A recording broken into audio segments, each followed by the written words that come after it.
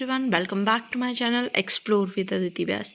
In today's video, we are going to discuss about inside theory of learning. Alright, अगर आप HP TET, CTET या किसी भी state TET की preparation कर रहे हैं तो ये थ्योरी आपके लिए काफ़ी इंपॉर्टेंट रहेगी.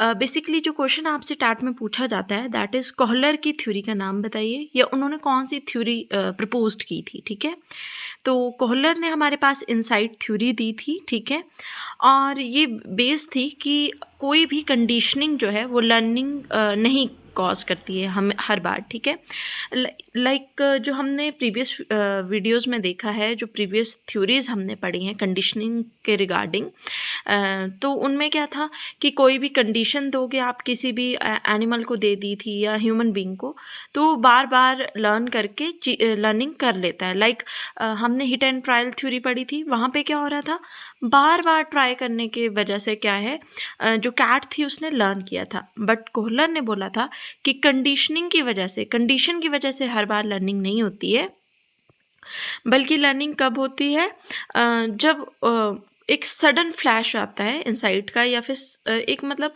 सडन हमारे दिमाग में थॉट आता है किसी भी चीज़ को करने के लिए. ठीक है, इसीलिए इस थ्योरी का नाम इनसाइट थ्योरी रखा गया था. ठीक है, एंड कोहलर का मानना था learning did not occur as a result of trial and error reinforcement. ठीक है, तो ये चीज़ हम पढ़ चुके हैं.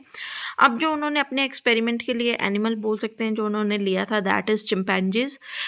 एक केज जैसा उन्होंने बना दिया था जहाँ पे बनाना ऊपर लटका दिए थे. ठीक है, और उन बनानास को लेने के लिए चिंपैंजीज ने अपने माइंड में सडन आइडियाज़ लेके आया और उसके थ्रू वो बनानास ले लिए. ठीक है, सो इनसाइड थ्योरी सिंपली मीन्स कि सडन आइडियाज़ की वजह से आप जो है प्रॉब्लम को सॉल्व कर सकते हैं.